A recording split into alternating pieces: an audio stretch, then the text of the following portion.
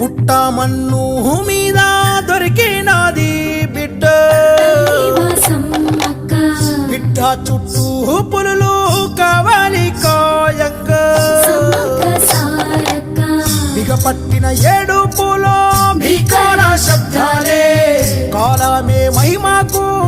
ముఖ్య శతాబ్దాలే మేడారం అంటేనే నిండు కళ త్యాగాన్ని కొనియాడే కుంభమేళా తడిమి తుడిచేను తల్లి కంఠధార సమ్మక్క